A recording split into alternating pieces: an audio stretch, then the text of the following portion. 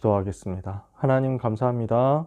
말씀을 나누는 복된 시간 주셔서 감사합니다.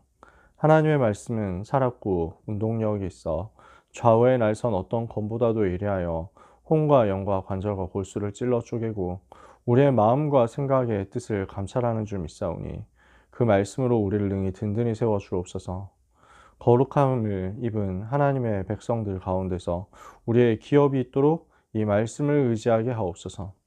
주의 백성들에게 영원한 말씀, 참된 말씀이 각인되고 뿌리내리고 체질되어서 이 하나님의 기록된 말씀 통해서 그리스도가 오직으로 붙잡아지게 하여 주옵시고 나의 전도가 세밀하게 발견되는 역사가 있게 하여 주옵소서. 늦은 밤 시간에 우리가 훈련 속에서 다시 모였습니다. 대학과 미래, 세계 현장 살릴 영적인 역사가 일어나게 해 주옵소서.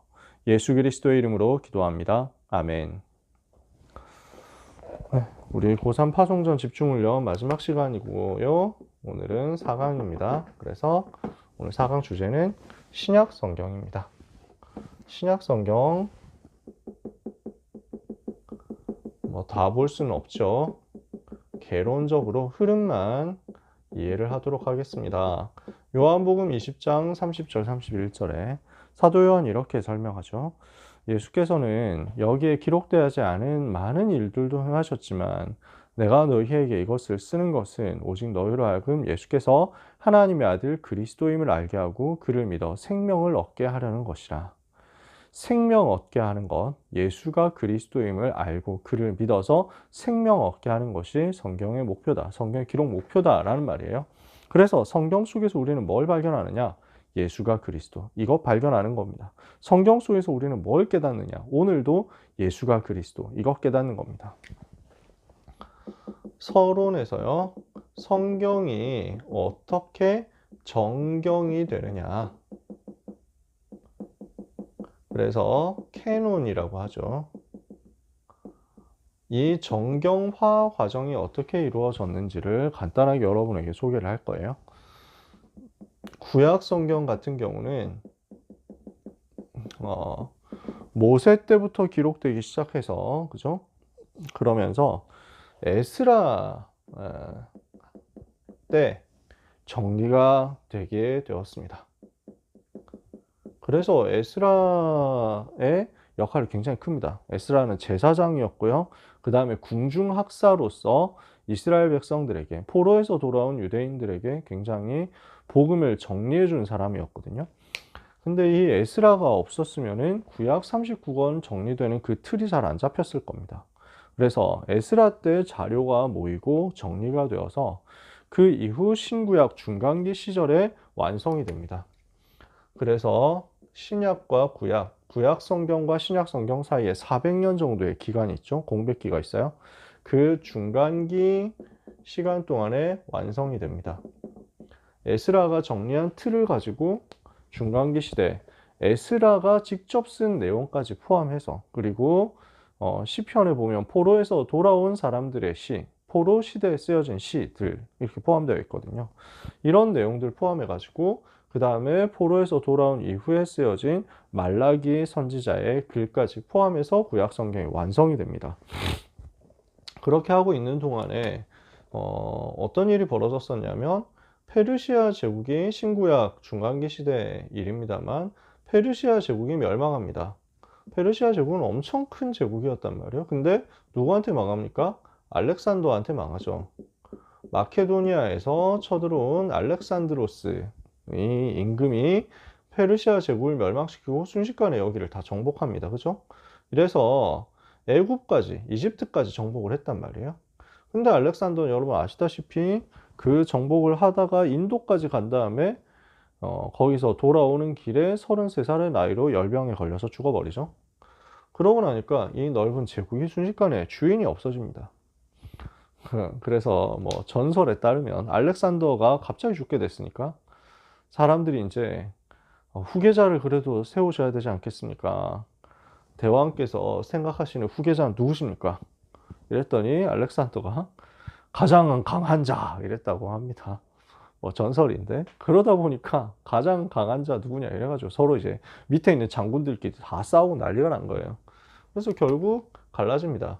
요 동네에 차지한 사람, 요 동네에 차지한 사람, 요 동네에 차지한 사람, 요 동네에 차지한 사람, 이렇게 해서 나눠집니다.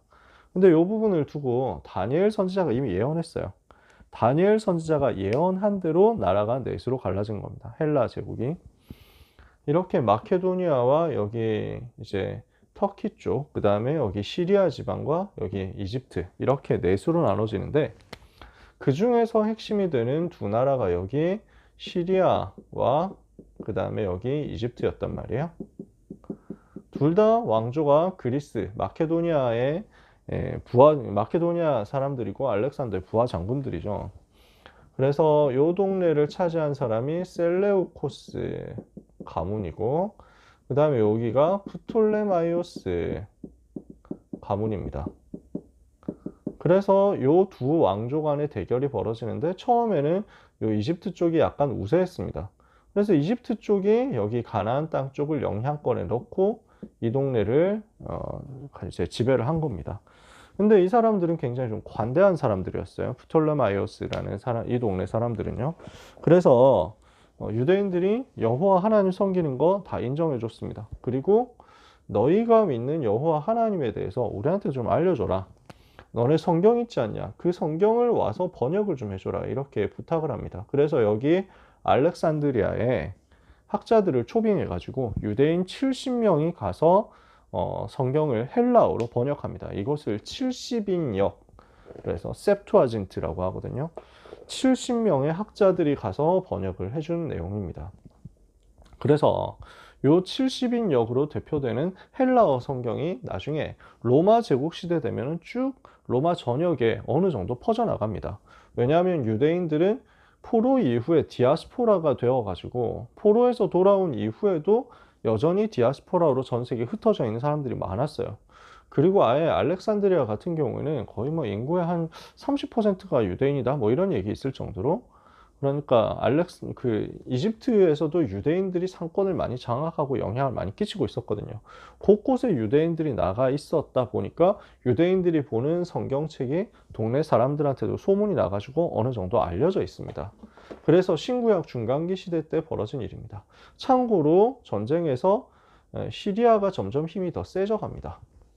그래서 이집트는 여기 밑으로 밀려나고, 요 가나안 땅, 이스라엘 유대인들이 살고 있는 요 동네는 시리아의 세력권 안에 들어오는데, 이 시리아 왕조들은 유대인들의 민족 종교, 그러니까 여호와 하나님 섬기는 것을 인정해 주지 않았습니다. 철저하게 제우스 신 섬기라고, 이렇게 그리스 신들을 섬기라고 우상 숭배를 강제한 거예요. 근데 이 사람들이 렘넌트 출신이잖아요. 우상 섬기다 나라 망했다. 절대 우리는 우상 섬기지 않겠다. 각오하고 결단한 사람들이었거든요. 그러니까 우리는 절대 섬길 수 없다. 이렇게 하다가 굉장히 많이 학살당하고 핍박당했습니다. 그러니까 이 인간들이, 그래서 안티오쿠스 에피파네스라는 악한 왕이 있었어요. 그 왕이 이제 어느 정도까지 악한 짓을 했냐면 예루살렘 성전에 제우스 신상을 세운 거예요. 이러니까 이걸 도저히 참을 수 없다, 이렇게 가지고 반란이 일어납니다. 그 반란의 결과, 오랫동안 지속된 반란의 결과, 시리아 군대가 쫓겨나고 여기를 자치국으로 수복을 하는데, 그러나 완전 독립하기에는 세력이 모자라니까 중간에 타협을 합니다. 협상을 해서 시리아 나라가 요 동네 자치권을 인정해주고, 겉으로는 시리아 왕을 섬기되 속으로는 자기들 왕을 하는 것, 사실상 속국 상태지만요. 그래서 이 왕조를 마카비 왕조라고 하면서 겉으로는 제사장으로서, 안에서는 왕으로서 나라를 다스리게 됩니다.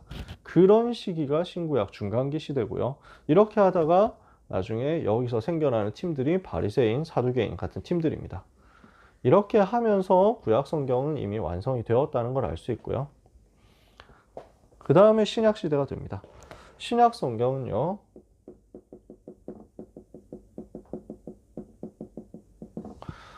초대교회 당시 전도 현장에서 읽혀지고 전달되던 문서들이 정리가 된 겁니다. 초대교회가 전도운동 하면서 현장에서 사역을 하니까 메시지를 전달하거든요. 그 메시지가 이제 정리가 된 게 신약 성경인데, 구약 성경 이미 39권이 정리가 되어 있고 신약 성경 27권이 정리되어서 합해서 66권이 되는 과정은 이렇습니다. 로마가 기독교를 공인하고 난 이후에 그때부터 이제 이단들이 수면 위로 떠오르기 시작하고 여러 가지 논쟁들도 신학적인 논쟁들도 떠오르기 시작합니다. 그러면서 여기저기서 이것도 성경 아니냐 저것도 성경 아니냐 하면서 주장하는 사람들이 나왔어요. 하지만 그 이전에 이미 영적으로 또 보편적으로 이거는 특별한 누군가만을 위한 메시지가 아니라 우리 모두가 봐야 되는 메시지다. 그리고 완전 복음적이다. 영적으로 아주 사실적이고 보편적이고 복음적이면서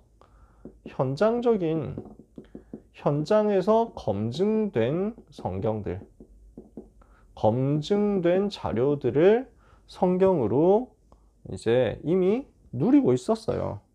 이 부분을 나중에 교회가 확인을 한 겁니다.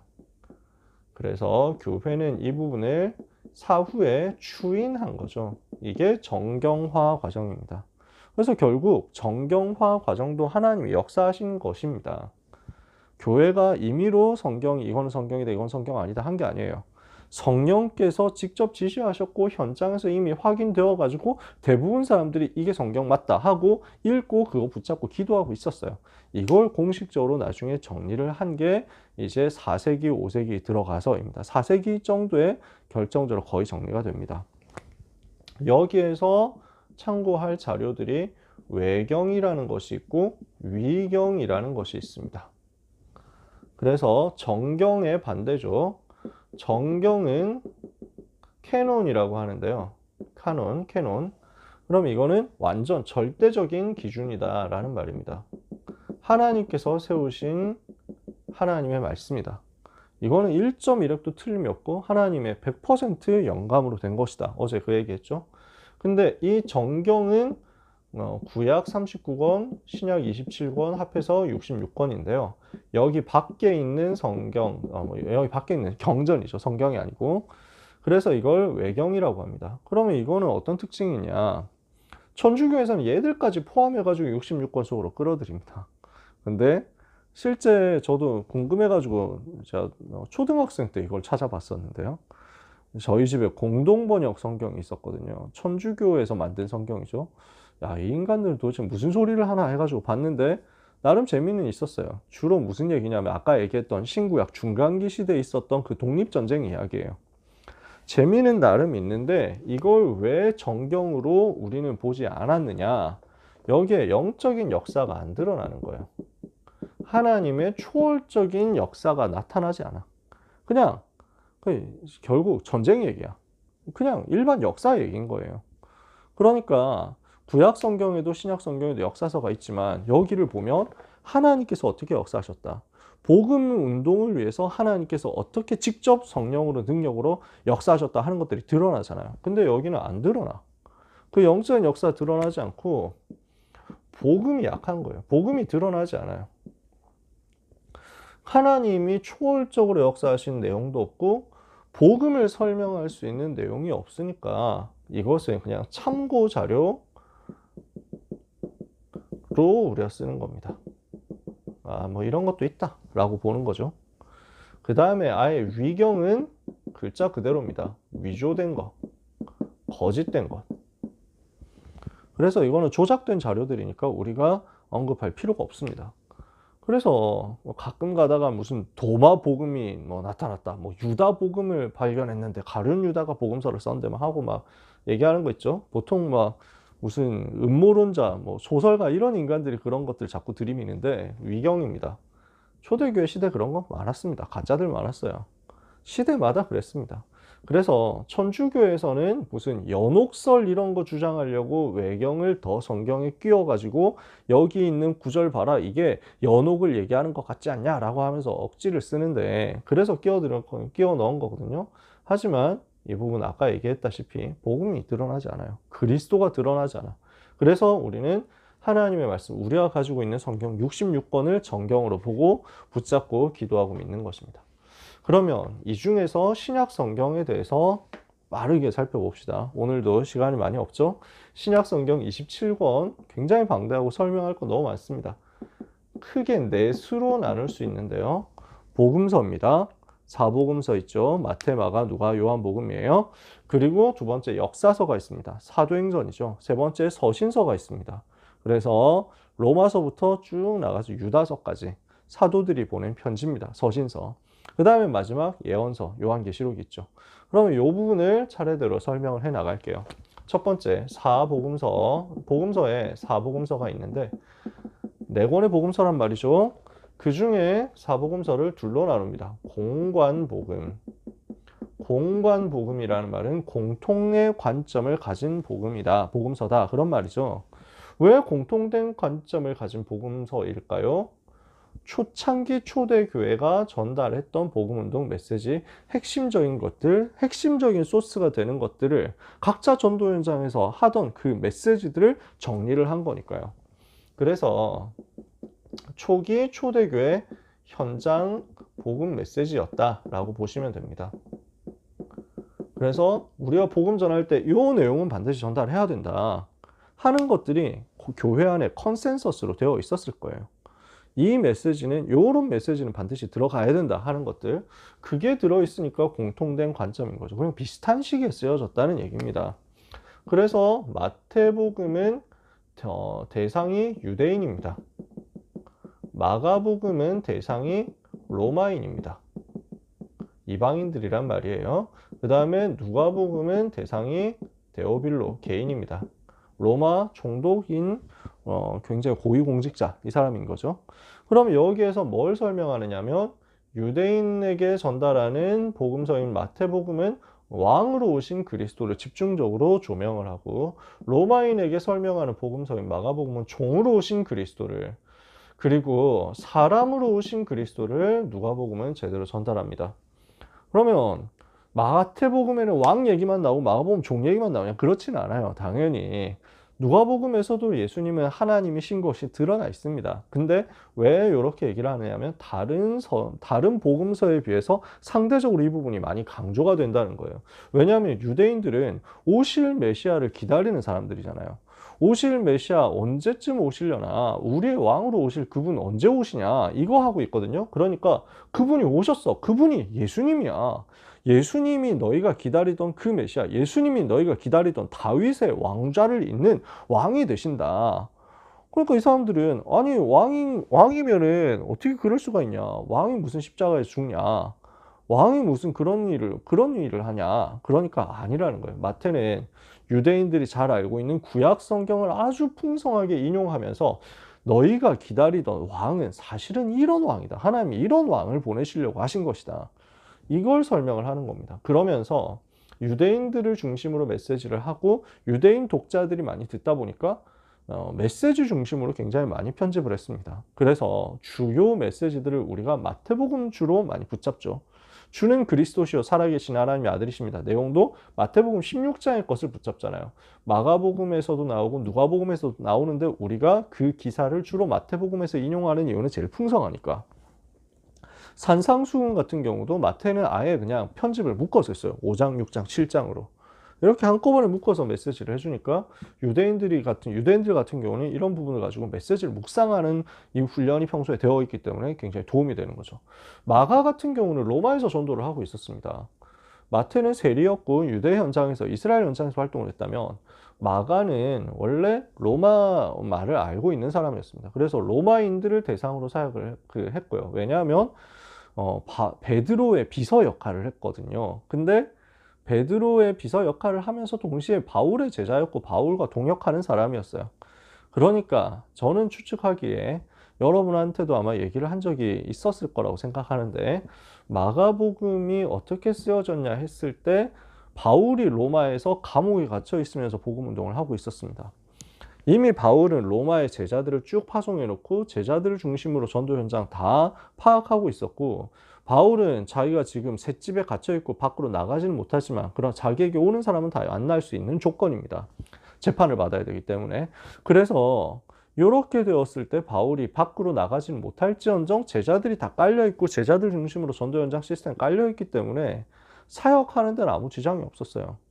제자들이 와서 포럼하는 거 미션홈에서 점검해주고 미션 주고 보내면 되거든요. 그리고 제자들이 현장에서 사역하다가 진짜 괜찮은 사람이다 하면 데리고 와요. 오네시모를 데리고 오는 것처럼. 그래서 셋집에서 앉아서 계속 훈련시킨단 말이에요. 그것까지는 다 되겠는데 아쉬운 게 목회가 안 된단 말이에요. 현장에 가서 세례를 주고 성찬도 행하고 이런 것들을 교회 순회하면서 해야 되는데 신방도 하고. 그러니까 이건 제 추측입니다만 저는 아마 그랬을 것 같아요. 바울이 베드로를 부른 거예요. 로마에서 전도운동 문이 너무 크게 열렸다. 사역 좀 같이 하자. 그러니까 베드로도 너무 좋다. 로마로 가겠다. 근데 내가 한 가지 약점이 있는데 로마 말을 못한다. 어떻게 하면 좋겠냐. 그러니까 바울이 마가 있다. 마가가 로마 말 잘하니까 통역해 줄 거다. 그래서 마가는 로마에서 베드로의 통역관 역할을 했습니다.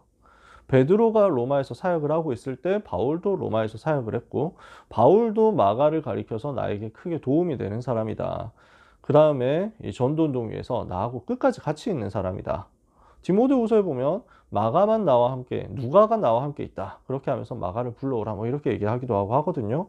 그리고 그 에베소, 빌립보, 골로새 이걸 옥중서신이라고 하는데 골로새서에서는 마가가 지금 나와 함께 여기에 있다라고 표현하기도 하고요. 그러니까 마가는 로마에 있었고 바울과 같이 있었는데 한편으로는 베드로의 비서 역할, 통역관 역할을 했다는 것은 베드로하고 바울이 공동사역을 했다는 것을 알 수 있습니다. 그래서 마가는 지금 로마 사람들에게 전달하는 복음 메시지를 베드로가 설명한 내용을 가지고 요약해서 빠르게 전달을 한 겁니다. 그러니까 통역을 해야 되니까, 그리고 로마 사람들 자체가 라틴어 문장이 굉장히 간명합니다. 아주 간결해요. 그래서 마가복음 자체도 내용도 짧고 간결하게 기록되어 있습니다. 군더더기가 없어요. 핵심적인 것만 주로 얘기하면서 근데 종으로 오신 그리스도 이야기를 합니다. 왜냐하면 이 사람들은, 로마 사람들은 이제 구약 성경 이런 거 잘 모르잖아요. 그런데 이제 복음을 들어야 되니까, 아니 왜 그 십자가에 못 박힌 죄수를 믿어야 되느냐. 하나님이 오셨는데 사람으로 오셨고 우리의 희생 제물이 되기 위해서 낮고 낮은 노예처럼 오셔서 우리를 대신해서 고난당하시고 우리를 살려내셨다. 이걸 설명하는 거예요. 로마 사람들이 굉장히 충격되겠죠. 이런 내용을 전달하는 겁니다. 누가 같은 경우는 의사 출신이고 굉장히 세밀하게 기록을 하는 사람이니까요. 사람으로 오신 부분을 강조했다라는 게 아니라 누가복음을 보면 예수님이 언제 태어나셨고 어떻게 태어나셨고 그때 어떤 일이 있었고 하는 것들을 아주 객관적으로 서술을 잘한 겁니다. 실제로 우리와 함께 사셨던 하나님이 이렇게 활동하셨다는 것을 디테일하게 보여주는 겁니다. 과학적으로, 의학적으로 정말 정밀하게 보여주는 것. 왜냐? 실증적이잖아요. 데오빌로 이 사람은 굉장히 그 엘리트란 말이에요. 그러니까 이 엘리트에게 제대로 복음을 설명하기 위해서는 아주 허황되게 얘기하지 않고 실증적으로 얘기를 한 겁니다. 그러다 보니까 사람이 되신 하나님을 아주 잘 보여주게 된 거죠. 그럼 요한복음은 어떠냐면 거의 비슷한 내용들, 많은 비슷한 겹치는 내용들을 설명하는 공관복음에 비해서 요한복음은 굉장히 튑니다. 그래서 공통의 관점 복음과 요한복음이 따로 있는 겁니다. 왜 그럴까요? 초기 현장 복음 메시지였고 요한복음은 AD 90년에서 100년 사이에 기록된 나중 메시지입니다. 그러면 요때는 언제냐? 요 초대교회에서 전달했었던 핵심 메시지는 이미 다 퍼져나갔어. 이미 다 전달이 어느 정도 됐어요. 그러니까 마태, 마가, 누가복음의 이야기는 다 아는 거예요. 요한복음이 쓰여질 당시에. 근데 요때 뭐가 등장하냐면 영지주의라는, 영적인 지식을 얻어야 구원받는다. 그리고 육은 악하고 영은 영만 좋은 것이다. 그러니까 예수님이 육으로 오셨을 리가 없다. 그래서 예수님은 유령 같은 분이었다. 뭐 이런 이단들이 있었단 말이에요. 그러니까 육신적인 거 다 필요 없으니까 육신적으로는 막 살아도 되고 영적인 지식만 얻으면 된다라고 하는 이단이었어. 요 영주주의 같은 이단들이 와가지고 여기에 나오는 메시지들을 심지어 인용까지 해가면서 헛소리를 하거든요. 그러니까 요한이 어처구니 없잖아요. 다른 사도들은 이때 거의 다 순교했습니다. 요한이 마지막까지 살아남았어요. 아, 하나님이 나를 이것 때문에 살려두셨구나. 이단들에게 대항하고 아니다. 너네가 생각하는 그런 게 아니야. 예수님은 이렇게 사역하셨어. 예수님 분명히 이런 분이었어. 내가 예수님과 함께 있었어. 예수님이 이런 일도 하셨고 이런 메시지도 하셨어. 너희가 어떻게 그렇게 헛소리 할 수 있냐. 내가 그 증인이다 하면서 전달하는 거예요. 그리고 복음을 정리를 하기 위해서 이단들의 메시지가 헛소리하는 그것에 사람들이 속아 넘어가지 않도록 복음을 더 정확하게 정리를 하기 위해서 추가를 한 겁니다. 여기에서는 하나님이신 그리스도, 이 부분을 집중적으로 전달하게 됩니다. 그래서 사람으로 오신 그리스도와 하나님이신 그리스도, 이렇게 또 짝이 맞는 거죠.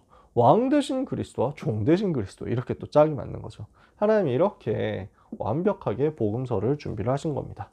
예수님이 어떻게 사셨느냐, 그 생애를 원래 제가 옛날에 신약성경 개론할 때는 사복음서를 쭉 살펴보면서 예수님의 생애를 연대기별로 전달을 쭉 했습니다. 근데 지금은 시간이 없으니까 그렇게는 못하고요. 여러분이 나중에 보실 때 이런 기준으로 보시면 된다는 얘기예요. 태어나시고 공생에 세례받으시고 마귀에게 시험 받으시면서, 그리고 그 시험을 이기시고, 그리고 공생애를 시작하시죠. 회개하라, 천국이 가까웠다. 이렇게 하면서 메시지를 전달하시기 시작하니까 여기에서 사람들이 붙습니다. 그 중에 제자들을 세우십니다. 그리고 나서 이 제자들을 중심으로 데리고 다니시면서 뭘 하십니까? 가르치시고, 그리고 고치시고, 그리고 기적을 행하셨어요. 왜 그랬을까요? 사실은 제자들을 훈련시키고 제자들에게 이것을 확인하게 하는 거죠. 너희는 나를 누구라 하느냐. 그래서 주는 그리스도시요 살아계신 하나님의 아들이십니다. 이 고백 나오잖아요. 이때부터 예수님은 고난을 예고하시죠. 그 예언대로, 그리고 성경이 말씀한 그대로 십자가에서 죽으셨습니다. 그리고 부활하시고 승천하시면서 40일 동안 함께 계시면서 하나님 나라의 일을 말씀하시고 마지막까지 제자들에게 약속을 주셨습니다. 명령을 주셨어요. 그리고 승천하셨죠. 자, 예수님의 생애가 이렇게 되어 있고, 이 흐름 속에서 공생의 3년이 이제 군데군데 나눠져서 기록이 되어 있는 겁니다. 그래서 여러분 복음서 보시면서 이 부분을 사실적으로 깊이 묵상해 보시기를 바라고, 올해 여러분과 반별 다락방 하면서 24주 동안 그 사복음서 얘기를 했었잖아요. 기억나실지 모르겠지만 참고하시면 됩니다. 그때 얘기를 많이 정리를 하고 요약을 했으니까 다 한 건 아닙니다. 다 할 수가 있겠어요. 그래서 여러분 나름대로 성경 읽으시면서 답을 내시길 바랍니다. 두 번째, 역사서와, 근데 제가 여기서 서신서를 같이 묶어서 여러분께 전달할게요. 왜냐하면은 이렇게 묶어 사도행전의 역사 흐름을 중심으로 해서 서신서를 같이 봐야 이해가 금방 되거든요. 사도행전 1장 언약을 잡고 기도합니다. 예수가 그리스도 하나님 나라 성령 충만, 언약 잡고 기도했죠. 그랬더니 마가다락방에 성령 충만 임합니다. 그 성령의 역사로 예루살렘부터 복음화되어서 온 유대가 복음화되고 사마리아 복음화되고 이제 땅끝으로 가야 되거든요. 그래서 하나님이 이 일을 위해서 스데반의 죽음 이후에 핍박자 사울이 돌아오게 하시고, 그리고 안디옥 교회가 세워지도록 준비를 하신 겁니다. 마가다락방에서 일어나는 역사 이렇게 전달이 된 거예요. 사도행전 1장 언약 잡고 기도했더니 사도행전 2장 마가의 다락방에 성령의 충만한 역사 일어났습니다. 그 성령의 역사 이후에 예루살렘 전역에 복음이 확산되는데 3장에 안진뱅이 일어나고 4장에 공회 앞에서 오직 예수 증거되고 성령 충만 다시 임하고, 사도행전 5장에 시험이 왔는데 시험 이기고 복음이 증거되고 날마다 예수가 그리스도라고 증거하게 되고, 사도행전 6장에 갈등 왔는데 거기서 중직자 세웠더니 예루살렘 정복하게 됐습니다. 사도행전 7장 그 중에 스데반이 순교하고 나니까 사도행전 8장 사마리아의 문이 오히려 열려지게 됐어요. 사마리아 전도운동이 일어나고 에디오피아 내시가 복음받고, 사도행전 9장 핍박하던 사울이 변화되어서 복음받고 전도자가 되고, 사도행전 10장 고넬료가 살아납니다. 온 유대 땅이 살아나는 일이 사도행전 9장 뒷부분에 있었고, 고넬료가 사도행전 10장 로마 사람인데 복음받습니다. 사도행전 11장 안디옥 교회 세워집니다. 사도행전 12장 핍박 시대에 하나님께서 베드로를 건져내시고 핍박하는 헤롯 임금을 불러가시는 사건이 있었죠. 이 이후에 이제 안디옥 교회를 중심으로 선교사를 파송했더니 복음이 로마 전역으로 확산된 겁니다. 이게 사도행전 13장 이후부터 일어나는 일이죠. 그러면 1차 전도 여행, 바울과 바나바가 갔던 1차 전도 여행 때는 구브로와 갈라디아 지역에서 복음 운동이 일어납니다.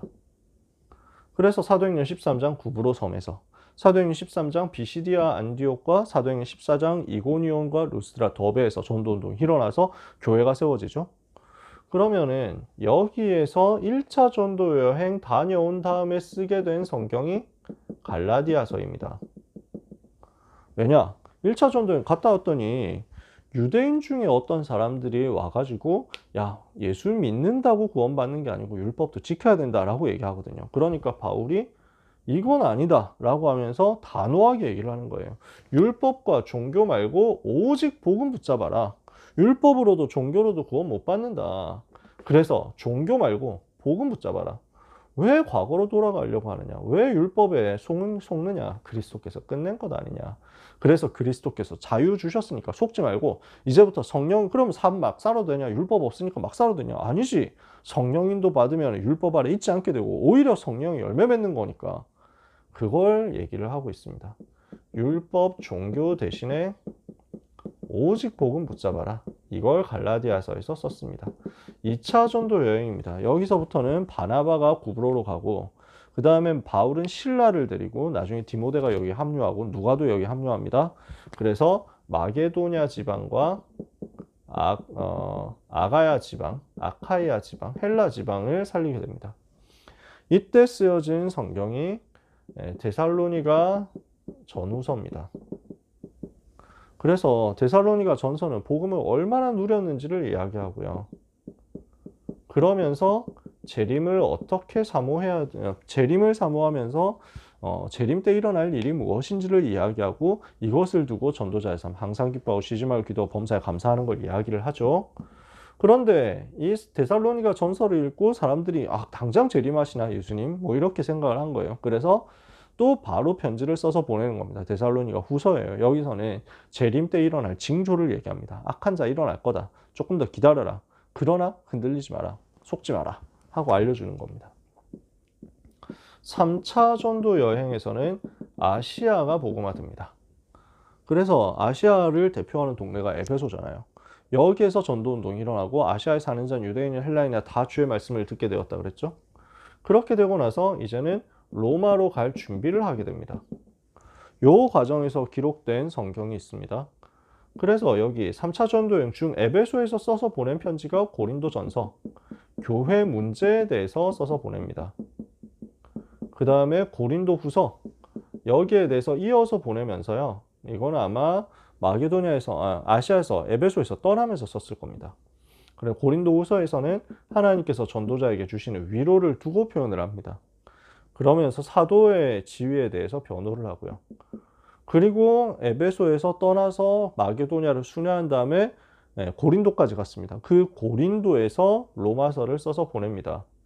복음을 완전 정리를 하고요. 그리고 전도자의 삶에 대해서 이야기를 합니다. 그리고 로마 복음화 어떻게 해야 되겠냐, 세계 복음화 하나님이 어떻게 해나가시겠냐, 이 부분을 설명합니다. 로마서를 쭉 설명을 좀 하고 싶은데 시간은 있네요. 공간은 여기 칠판 공간이 좀 없어서 그런데 로마서를 보면 굉장히 소중한 성경이고 엄청난 메시지가 담겨 있습니다. 근데 이 부분을 좀 어렵게 생각하는 경향들이 있습니다. 너무 어렵게 안 봐도 됩니다.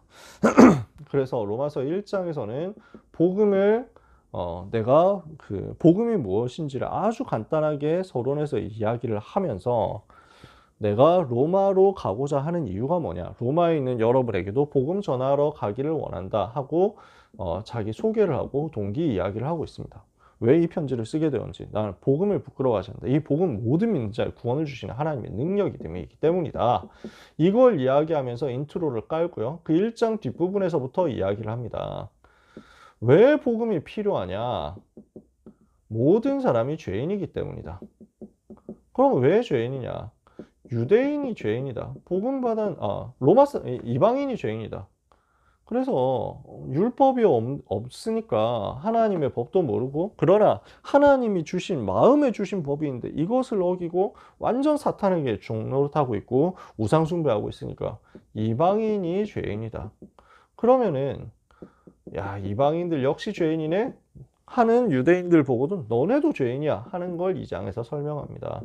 율법이 있는데 율법 못 지키잖아. 하나님 만나야 되는데 하나님 안 만나잖아. 하나님 못 만나잖아. 율법으로는 못 만난다.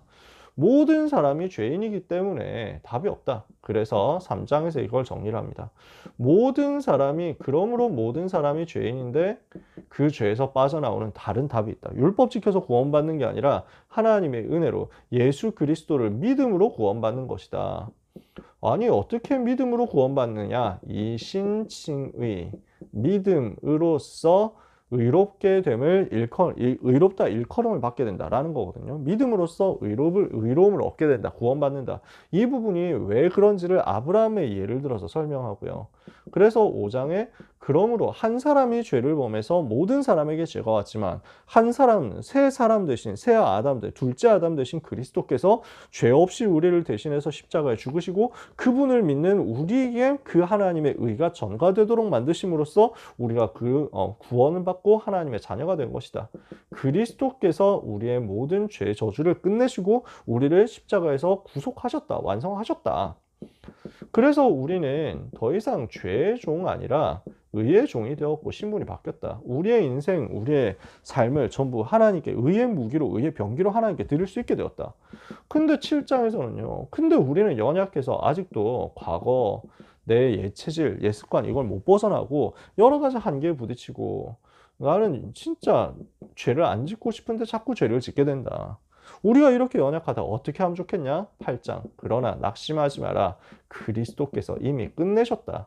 하나님께서 그리스도 안에서 우리를 죄와 사망의 법에서 해방하셨고 생명의 성령의 법을 해방하셨고 우리는 하나님의 자녀가 되었고 이 하나님 자녀의 축복을 아무도 빼앗아 가지 못하고 우리는 절대로 망할 수가 없다. 이 복음이 이제 이방인뿐만 아니라 유대인에게도 필요하다. 유대인, 지금 너희 이방인들에게 많이 전달되지만 그러나 유대인들에게 전달될 것이다. 그래서 9장에서 11장까지는 유대인 복음화, 이방인 복음화에 대해서 이야기를 하면서 모든 사람이 듣고 결국 복음 받는 일들이 벌어지게 될 것이다. 그래서 세계 복음화까지 가게 될 것이다. 이걸 이야기를 쭉 합니다. 그래서 복음을 이야기하면서 복음화 운동에 대한 소망을 전달하고요. 그러면 12장부터 14장까지는 이 복음 운동 해야 되는데 어떻게 그럼 구체적으로 현장에서 할 것이냐. 전도자의 삶을 살아라.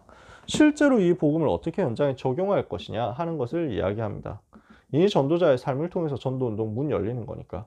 15장에서는 이 복음 가지고 이제 여러분한테 갔다가 스페인까지 가기를 원한다. 전도 계획을 얘기하고요.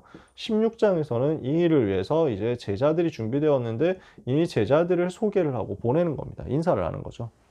그래서 로마서 1장부터 16장까지를 쭉 간단하게 봤습니다. 여러분 완전 복음으로 보면 됩니다. 다 풀리게 돼 있어요. 너무 은혜돼요. 저도 보면서 진짜 한 절 한 절이 너무 감격되더라고요. 그래서 로마서를 어렵다 생각하지 마시고 복음 누림의 집중으로 보시면 됩니다. 그리고 나서 이제 바울이 로마로 가게 됩니다. 죄인의 몸이 되어가지고 로마로 가지만 거기에 하나님 계획이 있었죠. 그래서 가이사 앞에 서게 되잖아요. 그 과정에서 쓰는 성경이 있습니다. 그래서 로마 감옥에서, 로마 정확하게 셋집인데 여기에서 에베소서, 빌립보서, 골로새서를 씁니다. 그러면 여기에서는 진짜 그리스도를 어느 정도 누렸느냐 하는 것들이 깊이 나옵니다. 그래서 그리스도 안에서 모든 것을 예정하신 하나님의 그 위대하고 놀라운 구원의 역사를 설명하는 게 에베소서. 그리스도 안에서 누리는 기쁨과 감사에 대해서 설명하는 것이 빌립보서. 꼭 그것만 말하는 게 아닙니다. 그리스도가 최고 가치라는 것을 얘기를 하는 거죠. 골로새서에서 그리스도 안에 있는 비밀이 얼마나 놀라운 것이냐 하는 것을 집중적으로 얘기를 합니다. 에베소가 어디 있고 빌립보, 골로새 각각 어디 있는지 이런 부분 다 설명하고 싶은데 그러려면 오늘 밤새야 되니까요. 그리고 빌레몬서는요. 개인 서신입니다. 빌레몬이라는 한 사람에게 전달하는 건데 우리는 이 속에서 뭘 볼 수 있냐면 진짜 복음 붙잡으면 사람 변화되는구나 하는 것을 볼 수 있습니다. 이렇게 하고 나서 이제 사도행전의 히스토리 끝이거든요. 역사서로서 사도행전의 내용은 여기 사도행전 28장까지예요. 그 이후에 어떻게 되느냐입니다. 그 이후에 벌어진 일인데 바울은 이제 로마에서 재판을 받고 풀려납니다. 2년 동안 로마에 갇혀 있다가 풀려나서 스페인까지 갔다가 돌아오는 길에 그래서 여기에서 그레데 섬을 들러서, 크레타 섬을 들러서 여기에서 복음을 전하고 여기에 제자를 세우고 교회를 세우고 여기에 제자를 파송하는데 디도라는 제자를 파송합니다. 그리고 에베소로 와서 에베소에 들러서 여기에 디모데를 남겨놓고 디모데가 여기에서 목회하도록 세팅해놓고 나옵니다. 그래서 디도서와 디모데 전서가 이때 쓰여지는데 이거는 실제 목회 현장에서 어떻게 제자 훈련하고 어떻게 교회를 돌보아야 되는지를 지침을 주는 겁니다. 목회 지침입니다. 이렇게 하고 나서 로마로 다시 들어왔는데 여기에서 이제 네로 황제 핍박하면서 체포되죠. 바울이 순교하고 얼마 지나지 않아서 베드로도 순교하게 됩니다. 순교 직전에 쓴 서신이 전도자의 유언이라고 할 수 있는 디모데 후서입니다. 여기까지가 바울 서신입니다. 그래서 바울 서신을 우리가 교리 서신이 있습니다. 그래서 이 부분을 이제 로마서, 고린도전서, 고린도후서, 갈라디아서 이렇게까지 보고요. 그 다음에 옥중서신이 있습니다. 옥중서신은 에베소서, 빌립보서, 골로새서, 빌레몬서까지 포함하기도 합니다. 개인 서신이지만 그 다음에 목회서신이 있습니다. 그래서 디모데전서, 디모데후서, 디도서, 목회서신 이렇게 표현합니다. 이렇게 나누고요. 그 다음에 마지막 하나 더 있습니다. 이것은 공동서신이라고 합니다. 그럼 공동서신이라는 말은 무슨 말이냐? 바울 외에 다른 저자들이 쓴 서신을 전부 공동서신이라고 합니다. 그러면 히브리서는요, 구약 성경의 모든 약속을 성취하신 그리스도가 얼마나 위대하냐라는 것을 썼습니다. 신학자들 중에는 유광수 목사님 포함해서 신학자들 중에는 히브리서도 바울이 썼다라고 얘기하는 분도 많이 있습니다. 제 개인적으로는 바울이 썼다기보단 바울의 제자가 썼다고 생각합니다. 왜냐하면 히브리서 맨 마지막에 보면 우리 형제 디모데가 너희에게서 우리 형제 디모데가 놓인 것을 알라 그랬거든요. 그러니까 디모데가 잡혀 있었는데 바울은 안 잡혀 있었다. 이거는 바울의 인생 여정상에서는 없었습니다. 그리고 이탈리아에서 온 자들이 너희에게 문안하느니라 그랬어요. 이탈리아에서 지금 풀려났다는 거죠. 그러니까 이탈리아에서 풀려난 사람들이 히브리서 저자한테 왔다는 거죠. 그러면은 제 개인적인 생각에는 바울이 순교할 때 디모데가 이제 같이 거기 있었고 바울 순교 이후 헤롯이 얼마 가지 않아서 반란이 일어나서 비참하게 자살로 생을 마감하고 1차 핍박의 시대가 끝납니다. 그러면 그때 디모데는 풀려나가지고 돌아왔고 히브리서를 쓰고 있는 이 사람들에게도 이 저자에게 지금 다른 이탈리아에서 풀려난 제자들이 이제 돌아오는 그런 상황인 것 같습니다. 제 개인적으로는. 그래서 바울 순교 이후에 쓰여진 책이 아니냐라고 생각합니다. 다만 확실한 건 바울의 사상이 너무 자세하게 드러나 있습니다. 야고보서는요, 믿음이 삶이 되어야, 실천되어야 영적인 싸움 속에서 승리한다, 핍박 속에서 승리한다라는 것을 이야기합니다. 야고보서는 행함이 없는 믿음은 죽은 믿음 같은데 사실 본질은 뭐냐면 앞으로 다가올 복음 막으려고 하는 사탄이 공격을 하고 핍박을 하는 그 시대 때 가짜 믿음 가지고 어떻게 승리하겠냐? 마귀를 대적하고 영적 싸움 해야 되는데 실제 믿음의 비밀과 실제 기도의 능력 없으면 승리할 수 없다. 그럼 믿음이 어느 정도 있어야 되느냐를 이야기를 하는 겁니다. 베드로 전후서는 환난과 핍박 속에서 성도들이 붙잡을 소망에 대해서 많이 얘기를 합니다. 그래서 사도 베드로가 아주 온화하게, 아주 평안하게, 아주 그러나 쉽게 복음을 설명하고 이 복음 받은 우리가 가져야 되는 소망이 무엇인지를 설명하고요. 요한 1, 2, 3서는 영지주의라는 이단과 싸우는 내용이 있었다고 했잖아요. 그때 비슷하게 쓰여진 거예요. 그래서 요한복음 요약한 것이 요한 1서 이야기하기도 합니다. 영지주의를 배격하면서 진짜 복음 체험하고 그리스도 체험한 내용들을 설명을 하고요. 영적 사실에 대해서 설명을 합니다. 하나님의 자녀가 가져야 될 확신에 대해서 설명합니다. 마지막 유다서는 거짓말에 속지 마라. 앞으로 많은 속임수 일어날 것이다. 거기에 속지 마라 라는 것을 이야기합니다. 그래서 서신서 좀 진짜 뭐 다 자세하게 설명하고 싶은데 이제 얼마 안 남았어요. 시간이 이제 너무 늦어지면 안 되니까. 예언서 요한계시록입니다. 그러면은 이 책은 어떤 책입니까? 큰 핍박 시대에 로마에서 너무너무 고난당하거든요. 지금 1차 핍박은 네로 황제 때 있었습니다. 네로가 죽었습니다. 얼마간 평안했습니다. 그런데 이제 2차로 핍박이 다가오는 겁니다. 그게 도미티아누스 황제의 핍박이었습니다. AD 한 80년, 90년 이때쯤에 집중적으로 많이 있었습니다. 이게 너무 어려운 시대였다 보니까 또 많은 사람들이 순교했고요. 사도들은 1차 때 거의 대부분 순교했고 2차 핍박인 도미티아누스 황제 때는 사도들의 제자들이 순교를 하기 시작합니다. 근데 이때 요한은 나이가 아주 많았습니다. 아직 그때도 결국 순교하지 않고 처형당하지 않고 유배되었습니다. 반모섬에요. 많은 제자들이 죽임을 당하고 있는 상황 속에서 자기는 이제 유배가 되었고요. 외딴 섬에. 그러니까 이게 너무 낙심될 만한 상황이거든요. 그때 하나님께서 답을 주시는 겁니다. 위로를 주시고 반드시 이 복음은 승리하게 될 것이다 라는 것을 핍박 속에서 답으로 알려주시는 겁니다. 그래서 세계복음화와 주님 재림 때까지 일어날 일을 쫙 보여주시는 영적인 이야기면서 영상으로 영화같이 설명을 쭉 하는 거예요. 굉장히 영화로 보시면 이해가 빨라요. 그래서 반모섬에 유배된 요한에게 주의 천사가 나타나서 알려주고 예수 그리스도께서 직접 답을 주셔서 미래에 대해서 보여주시는 겁니다. 예수 그리스도의 계시라 그랬죠. 미리 되어질 일들, 장차 되어질 일들을 보여주신 것이라. 그래서 서론에서 1장부터 3장까지는요. 7교회, 소아시아 지역에 있는 7교회에 전달하는 메시지입니다. 7교회가 어떻게 지금 고난을 당하고 있고 그 속에서 어떻게 복음 지키고 있는지를 가지고 우리 주님이 알고 계시고 그 속에서 칭찬하시고 그 속에서 무엇을 이제 갱신해야 되는지 어떻게 전도운동 앞으로 해야 되는지 여기에 대한 답을 주시면서 교회를 지키실 것을 약속하시는 내용이 1장부터 3장까지 기록되어 있습니다. 그래서 요 7교회는 사실은 요한이 목회를 하던 교회예요. 요한이 그 당시에 아시아 지역에 있는 7군데 교회를 중심으로 계속 순회 사역을 하다가 지금 유배를 가게 된 거거든요.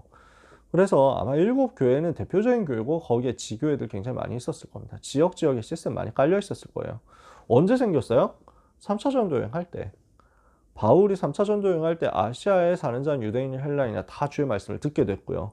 그 상황 속에서 세워진 교회들이었습니다. 여기에서 이제 요한이 가서 목회를 한 겁니다. 그러니까 초대교회 전도자들은요, 니꺼 내꺼 이게 없었어요.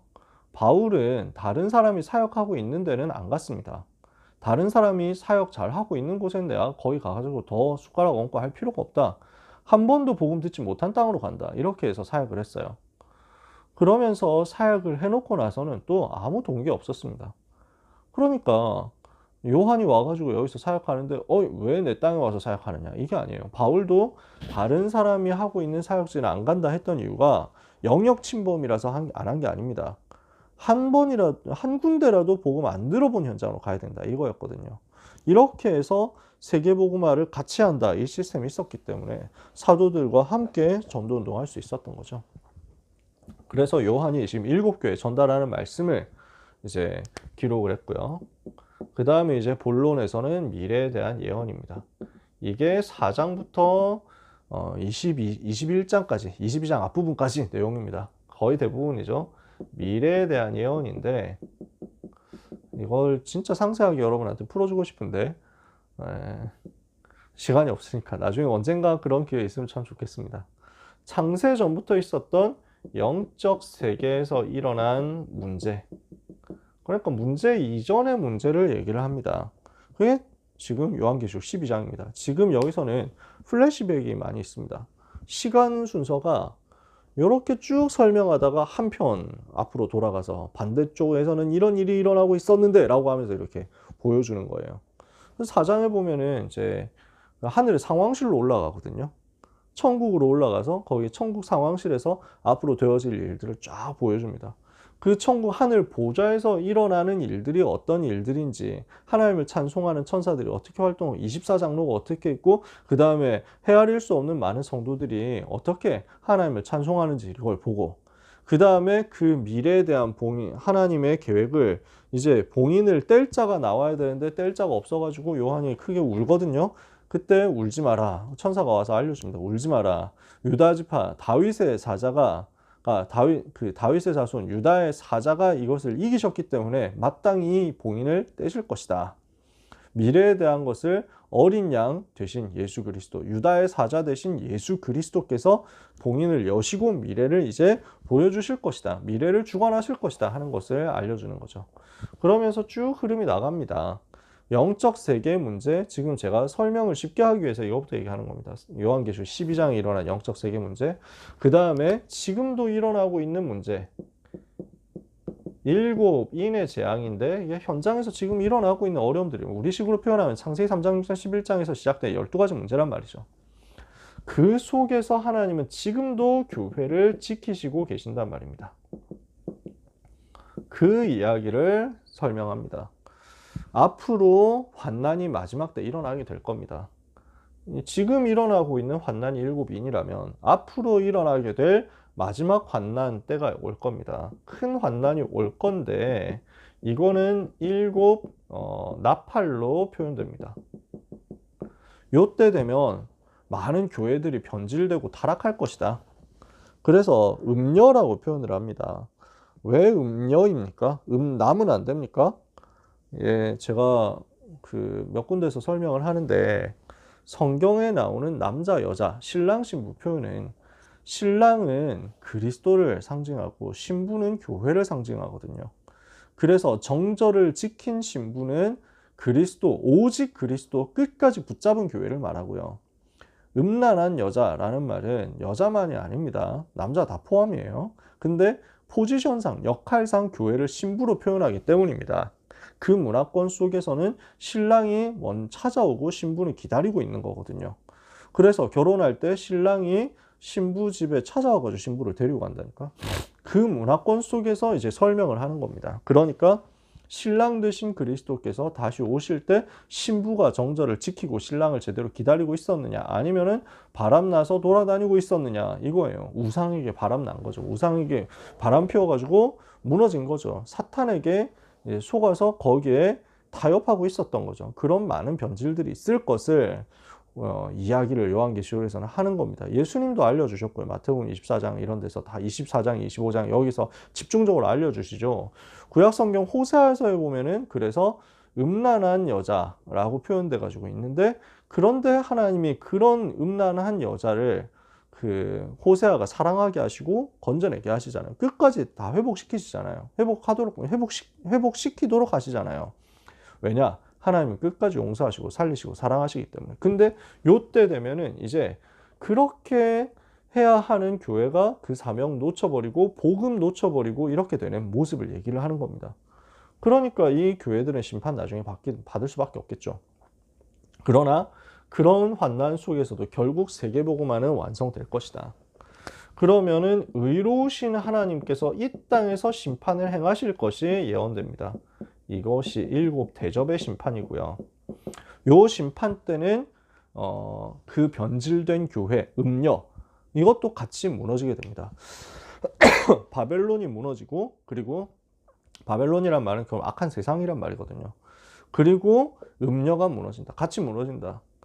그러고 나서 주님이 재림하시고 천년 왕국이 이 땅에서 벌어지고, 그리고 마지막 1000년이 지난 후에 사탄이 잠깐 놓여서 성도들을 공격하겠으나 하나님께서 불로 그들을 멸하시고 마귀를 영원한 지옥에 던져 넣으시고, 그리고 불신자들도 여기서 영원히 멸망하고 하나님의 자녀들은 영원한 상급 속에서 천국의 영화를 누리게 됩니다. 그래서 최후 심판이 있고요. 하나님의 자녀는 영원한 영화를 천국에서 주님과 함께 누리게 됩니다. 이것을 설명하는 게 요한계시록의 미래 예언입니다. 본론이에요. 흐름이 쭉 이렇게 됩니다. 이 안에서 보시면 돼요. 천년 왕국에 대해서도 설명하고 싶은 부분이 진짜 많은데 시간이 없어요. 그래서 기회가 되면 나중에. 그러면서 결론에서 무엇을 얘기합니까? 우리 주님이 속히 오신다. 이것에 대한 소망을 품으라는 겁니다. 이것들을 증언하신 이가 이르시되 내가 진실로 속히 오리라. 아멘. 주 예수여 오시옵소서. 이게 요한계시록 마지막이고 성경의 마지막입니다. 우리 주 예수 그리스도의 은혜가 너희 무리와 함께 있을지어다 하고 끝납니다. 그래서 성경 66권을 구약 성경부터 창세기부터 요한계시록 끝까지 아주 대강 봤습니다. 하지만 대강만 봐도 얼마나 소망이 넘치고 은혜 되는지 모릅니다. 여러분 성경 사랑하시고 성경 속에서 힘 얻으시고 은혜 받으시기를 바랍니다. 그래서요, 성경을 어떻게 읽어야 되겠냐? 성경을 붙잡을 때 핵심적인 것을 놓치지 마세요. 성경은 이거 설명하는 겁니다. 오직 복음이거든요. 오직 복음 중심으로 성경을 봐야 제대로 풀리지, 육신 중심으로 율법으로 종교로 무슨 역사로 이걸 보는 게 아닙니다. 성경은 역사, 과학 다 들어있습니다. 문학 다 들어있습니다. 근데 복음 설명하는 겁니다. 그러니까 복음을 설명하기 위해서 주신 정확무어한 말씀이라고 붙잡으면 되는데, 이 복음이 기준이 되어 있지 않고 어떻게든지 뭐가 문제 없나, 어떻게 시비 털 거 없나 이렇게 해가지고 보니까 문제가 이 성경이 전부 이제 뭐 모순으로 보이고, 그 다음에 뭐 문제 있는 걸로 보이고 틀린 말로 보이고 이렇게 착각을 하는 거예요. 성경은 복음으로 보면 틀림없는 하나님의 말씀이라는 게 전부 이해가 됩니다. 그러면서 전도 선교 중심으로, 오직 전도 중심으로 봐야 성경은 풀립니다. 전도가 중심이 되지 않고 육신 중심으로 보니까 다 틀린 말 하는 거예요. 종교로 자꾸 갈 수밖에 없는 거예요. 그래서 오직 복음, 오직 전도. 기도 속에서 보면 궁금한 거 있으면요, 기도하면서 보세요. 그럼 답 나옵니다. 여러분 굉장히 많은 걸 깨닫게 됩니다. 기도하면서 질문하세요. 여러분 목사님께 질문하시고, 저한테 질문하시고, 그 다음에 혼자서 막 풀려고 하지 말고, 기도하면 지금 궁금한 게 생길 거거든요. 성경 진짜 보면. 그럼 그때 이제 헷갈리지 말고 기도하면서 직접 보고, 그 다음에 목사님한테 물어보고, 그냥 함부로 억지로 풀려고 하면 안 돼요. 베드로 사도가 성경에 어려운 거 많은데 그걸 억지로 풀려고 하면 멸망에 이른다. 그래서 억지로 하지 말고, 우리 사랑하는 형제 바울도 그 받은 은혜대로 너에게 썼지만 그 말 속에 어려운 게 많다. 그래서 이것도 억지로 풀려고 하다가 실수해가지고 넘어지는 사람들 생기는데 그럴 필요 없다. 은혜대로 보면 된다 라고 얘기를 합니다. 그래서 저는 이 구절 보면서 되게 웃었어요. 야, 그랬구나. 그 시대도 메시지 어렵다고 불평하는 사람들이 있었구나 하는 거였습니다. 기도 속에서 보세요. 반드시 영적인 것을 놓치지 마세요. 영적인 것인데 육신적으로 자꾸 본단 말이에요. 그러니까 자꾸 틀린 것 쪽으로 속는 거죠. 그러니까 그 구약 성경에 나타난 사건들, 아니 왜 이렇게 하나님이 무자비합니까 이러는데 영적인 것을 봐야 돼요. 복음으로 봐야 되고 영적인 걸로 봐야 돼요. 신약 성경도 마찬가지예요. 예수님 왜 그랬습니까? 무화과 나무 죄 없는데 왜 저주했습니까? 그 말이 아니에요. 지금 이거는 영적인 거 설명하는 거예요. 복음을 설명하는 과정이에요. 마지막입니다. 지금도 이게 현장에서 성취되는 말씀인 줄 알고 현장에 적용하는데 현장 전도에 적용하면서 성경을 보세요. 그러면 성경 한 구절 한 구절이 전부 나에게 답이 되는 것을 발견하게 될 겁니다. 그래서 나의 복음이 나오고 나의 말씀이 나오고 나의 기도가 나오고 나의 전도가 나오고 이것을 위한 나의 미션이 찾아질 만큼 성경을 사랑하시고 성경을 붙잡으시기 바랍니다. 그러면 제가 지금 다락방 전도운동하는 전도자의 입장에서 구약 성경과 신약 성경 쭉 한번 풀어봤습니다. 1강에서 신학이 뭐냐 얘기했고요. 2강에서 조직 신학이 뭐냐 얘기했는데 뭐였습니까? 기초 복음 메시지였죠. 3강 구약 성경, 4강 신약 성경 얘기하면서 결국 또 무슨 얘기했습니까? 이게 어떻게 복음의 흐름을 성경에 설명하며 어떻게 세계복음화의 여정을 설명하는지를 얘기를 제가 한 겁니다. 그러면 이제 남은 것은 여러분이 직접 확인하는 거죠. 복음을 사랑하고 하나님 말씀 사랑하는 여러분들이 현장에서 이것을 가지고 그대로 증인된 역사 있기를 예수 그리스도 이름으로 축복합니다. 자, 마지막 시간까지 온 여러분들 너무 고생 많으셨고요. 수고하셨습니다. 혹시 질문이 있으신 분? 언제든지 질문 많이 해주시고 성경 여러분들이 많이 읽으면서 질문도 많이 했으면 좋겠어요. 참 항상 그래요. 자, 늦은 시간까지 함께 해주셔서 너무 감사하고요. 그러면 기도하고 마치겠습니다. 하나님 감사합니다. 고3 랩런트들이 대학 복음화위해서 또 현장 전문 분야 복음화를 위해서 이제 고등부 졸업하고 파송받습니다. 하나님의 영으로 충만케 되어서 그 악한 현장 속으로 들어갈 때 원색 복음 가진 증인으로 전도자로 가게 해 주옵소서. 하늘의 천군 천사가 가는 걸음마다 동원되게 하시고 사탄의 권세가 예수 이름으로 결박되어 떠나게 해 주옵소서. 하나님의 나라를 현장에서 보게 하시고 누리게 하시고 하나님의 나라가 현장에 임하도록 하는 그 영적 싸움의 군사로서 우리 주님께 쓰임받게 해 주옵소서. 우리 렘넌트들을 통해서 사탄의 견고한 진이 무너지게 하시되 이념과 사상과 지식과 문화를 통해서 역사하는 흑암의 세력이 무너져 내리는 역사가 있게 하여 주옵소서. 우리에게 예수 그리스도 이름의 권세 주셨사오니 그 권세 사용함으로 승리하는 사랑하는 모든 하나님의 백성들 되게 하여 주옵소서. 귀한 렘넌트들을 주님의 은혜의 말씀께 부탁하오니 66권 성경 완전하고 영원한 하나님의 말씀 속에서 항상 길을 찾고 영원한 기업을, 영원한 작품을, 영원한 유산을 누리게 하여 주옵소서. 예수 그리스도 이름으로 기도합니다. 아멘.